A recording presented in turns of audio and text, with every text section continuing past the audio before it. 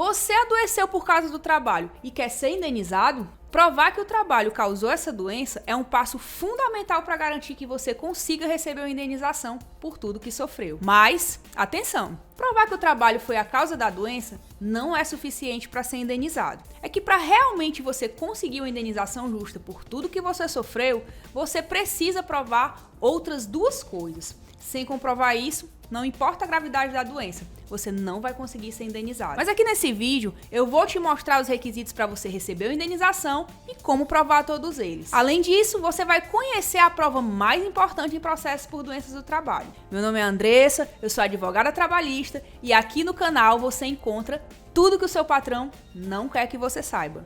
Em primeiro lugar, a gente precisa lembrar que para ser considerado uma doença do trabalho, a doença precisa ter sido adquirida em razão do trabalho. Ou seja, o trabalho deve ter sido o principal fator para que a doença tenha surgido. Em regra, essa relação será de causa e efeito. A gente chama isso de nexo causal. Mas, atualmente, também é possível considerar como doença ocupacional aquelas doenças que foram agravadas ou desencadeadas pelo trabalho. Isso costuma acontecer bastante em casos de doenças degenerativas ou de origem genética, como por exemplo, a hérnia de disco. Mas veja bem, não basta o trabalho ter contribuído de qualquer forma. Ele deve ter sido o principal fator para o surgimento da doença. Porque pensa aqui comigo, todos nós estamos expostos a diversos riscos que podem nos levar a adoecer. Por exemplo, se você pratica um esporte, limpa a casa, coloca o seu filho no colo. Tudo isso são fatores que podem influenciar no surgimento de doenças musculares.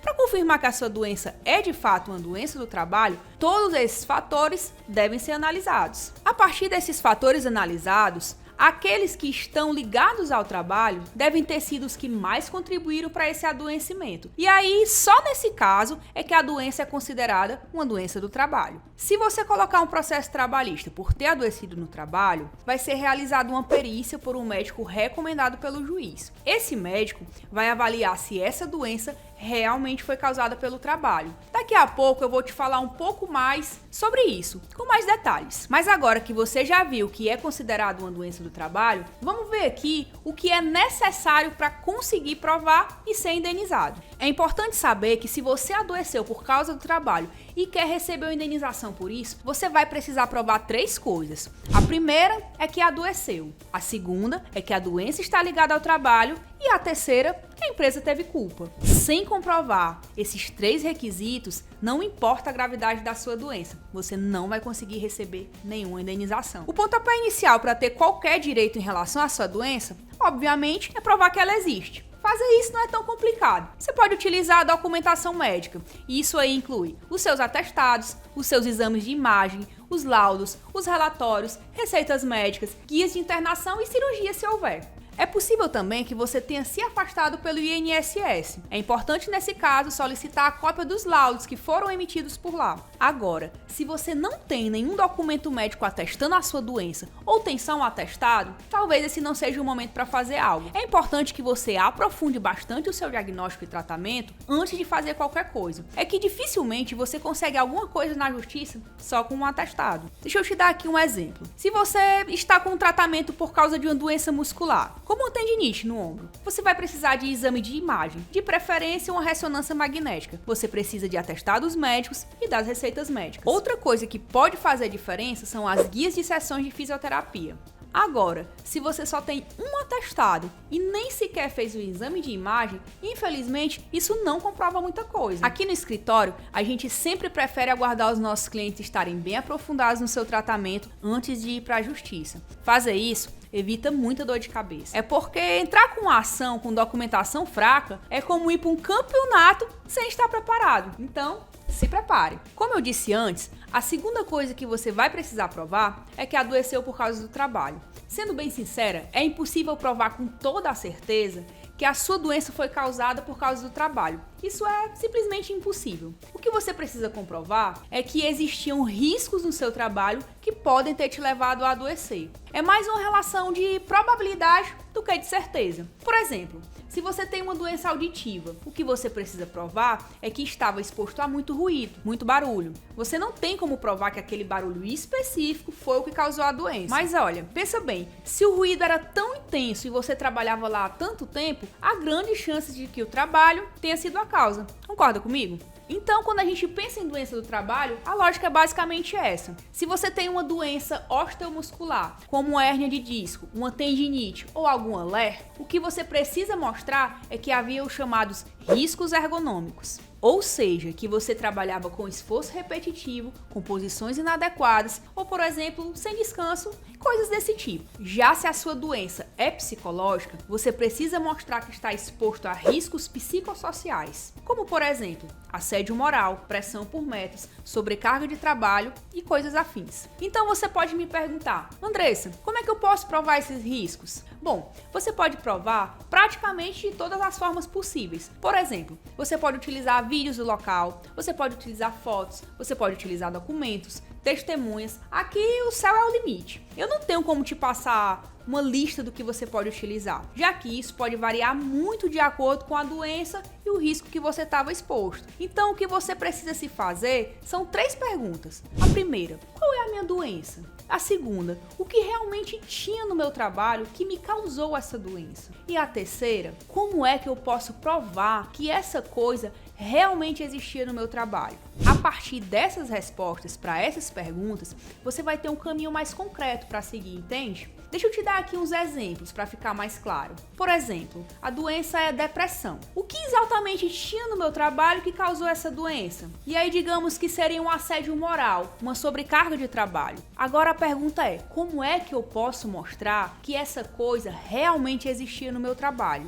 Aí a gente pode pensar em testemunhas que presenciaram esse assédio moral, com mensagens de WhatsApp do assediador, com gravações de voz do assédio acontecendo, com e-mails, com ligações, com mensagens tarde da noite, com coisas que mostram a sobrecarga de trabalho. Se não ficou claro, vamos pensar aqui em um outro exemplo. Uma pessoa que tem uma tendinite no ombro. O que é que ela vai ter que trazer para o processo? Ela vai pensar como é que ela desenvolveu essa doença, o que causou essa doença. Nesse caso, ela poderia trabalhar, exemplo, como uma costureira fazendo muitos movimentos repetitivos. Como é que eu posso mostrar que essa coisa realmente existia no trabalho? Com filmagens realizando as atividades, com testemunhas, com fotos do setor, com o seu PPP, com fotos das máquinas. Enfim, tudo vai depender do seu local de trabalho e das situações que lá aconteciam. Além de provar que adoeceu e a relação da doença com o trabalho, você precisa provar que a empresa teve culpa por você adoecer. E aí, para ter certeza que a empresa teve culpa pelo seu adoecimento, você deve se perguntar: tem alguma coisa que a empresa poderia fazer ou deixar de fazer que impediria o meu adoecimento? Pensa, por exemplo, no caso de alguém que desenvolveu uma síndrome de burnout por causa de sobrecarga no trabalho. No nosso exemplo, a empresa demitiu metade dos funcionários e todo mundo ficou sobrecarregado. Essa culpa vai ser configurada justamente no fato de que a empresa não contratou mais funcionários. Nesse caso específico que eu te dei, a pessoa poderia provar a culpa da empresa levando testemunhas que confirmem que a metade dos funcionários foi demitido e todo mundo estava sobrecarregado. A pessoa também poderia utilizar de cartões de pontos, ligações tarde da noite, e-mails que falem sobre demissão e etc. Agora imagina aqui outro exemplo, que na verdade você adquiriu uma hérnia de disco pelo fato de trabalhar como expedidor e pegar muito peso. Você fica responsável por movimentar geladeiras e freezers em uma grande fábrica. Se você adoece, é possível configurar a culpa da empresa quando ela não fornece a cinta ergonômica e não entrega carrinhos para ajudar a transportar cargas, ou mesmo quando não fornece treinamento sobre o transporte manual de carga. Geralmente, as provas que você utiliza para relacionar a doença com o trabalho também servem para demonstrar a culpa da empresa. Agora, eu preciso que você tenha bastante atenção aqui comigo. Sempre que você entra com um processo dizendo que adoeceu por causa do trabalho, obrigatoriamente será feita uma perícia médica. Essa perícia é um exame médico feito por um profissional indicado pelo juiz do caso. O profissional que vai fazer esse exame vai ser um médico do trabalho ou da especialidade relacionada à sua doença. Por exemplo, um psiquiatra, um ortopedista ou um fonoaudiólogo. Esse perito, que é o médico ou profissional indicado pelo juiz, vai produzir a prova mais importante do processo, o laudo pericial. O laudo pericial é basicamente como se fosse um relatório e ele responde 3 coisas. A primeira, se você você está ou não doente. A segunda,